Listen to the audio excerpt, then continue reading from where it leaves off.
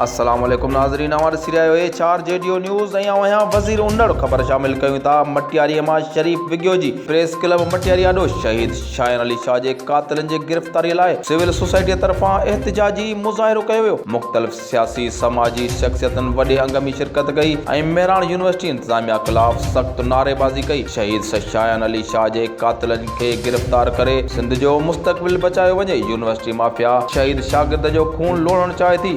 असांजी तहरीक पूरे मुल्क में हली चुकी है। यूनिवर्सिटी गेट आॾो तारीख़ी एहतिजाज कयो वेंदो। सिंधु नवाज़ घांगरो महीनो अॻु मटियारी सां तालुक़ रखंदड़ यूनिवर्सिटी पॉइंट बस हेठां चिपाइजी फोत थी वियल शागिर्दनि जे क़ातिल जी गिरफ़्तारी लाइ BC मेरान यूनिवर्सिटी PRO ऐं ट्रांसपोर्टनि ख़िलाफ़ सख़्त नारेबाज़ी कई। उन मौक़े ते यूथ एक्शन कमेटी अॻुवाण सिंधु नवाज़ घांगरो, STP अॻुवाण जाम शौकत अबड़ो, समाजी अॻुवाण पीर अली शेर सरहंदी, रहमतुल्लाह तुर्क, शहनशाह जे चाचे रिज़वान शाह, शहनशाह इंसाफ़ कमेटी अॻुवाण ज़मीर ख़ासकेली ऐं human rights justice and defender organisation जो डिवीज़नल सदर ताज हैदर दर्स जन पिण मौजूदु हुआ। HR JDO डिवीज़नल सदर ताज हैदर दर्स मीडिया सां ॻाल्हाईंदे चयो त मुल्क तोड़े अंदरूनी सिंध अंदरि इंसानी हक़नि जी रताड़ थी रही आहे। सिंधु यूनिवर्सिटीअ मां असांखे कॾहिं सिंधी नियाणियुनि जा लाश पिया मिलनि त कॾहिं ख़ुदकुशीअ जे रूप में त कॾहिं कहिड़े रूप में। असीं इंसान ज़ात जी हर क़दम ते मदद कंदा रहंदासूं बग़ैर कंहिं ज़ात पात ऐं रंग नस्ल जे।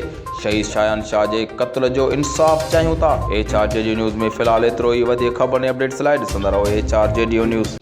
ऐं पाण HR JDO जे डिवीज़न सदर जी हैसियत सां साईं शायन शाह जी जेका क़त्ल थियो आहे, जंहिंखे शहीद कयो वियो आहे, मटियारी प्रेस क्लब जे हवाले सां जेके मटियारी सियासी समाजी तंज़ीमूं जेके बि आहिनि उन सां गॾु शरीक थिया आहियूं।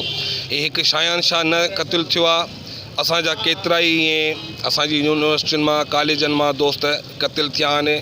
इन जो कारण इलाही आहिनि, पर सच जेको आहे सो जेको असांजो अॻियां नथो अचे। सच जेको असांखे असांजी सोशल मीडिया ऐं इहा असांजी जेका प्रिंट मीडिया आहे, जेके असांजा चैनल आहिनि, उनखे आउं गुज़ारिश कंदुसि त ख़ुदारा तव्हां जेका सच शइ आहे उहा साम्हूं रखो। लानतुनि सां कुझु कोन वणंदो। असली जेका जड़ आहे, जीअं ई रियासती इदारा वर्दीअ वारा असांजे कॉलेजनि में असांजे यूनिवर्सिटियुनि में आया आहिनि, असांजी नियाणियुनि खे ख़ुदकुशियूं ॾेखारियूं वयूं आहिनि। उन्हनि खे क़त्ल करे, उन्हनि सां जब ज़ना करे, उन्हनि खे मुख़्तलिफ़ स्कैंडल ॾिना विया आहिनि। असांजा नौजवान गाॾियुनि ज़रिए ड्राइवर उन जा नशे में धुत, सभु ड्राइवर जेके आहिनि से उन जा एजेंट आहिनि ऐं असांजे ईअं शौर खे खसियो वञे पियो।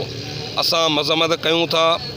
असां अहिड़े तालीमी इदारे में अहिड़ा रवैया इख़्तियार करण वारनि जी मज़म्मत कयूं था ऐं इहा पुरज़ोर इंसानी हक़नि जे इदारनि खे, दुनिया जे ॾहान खे, अदीबनि दानिशवरनि खे चऊं था त हिन जी असली जेका इहा पॉलिसी आहे असांजे सिंध जी तालीम खे तबाह करण जी, उनखे सुञाणी उहो सच ज़ाहिर साम्हूं रखियो वञे।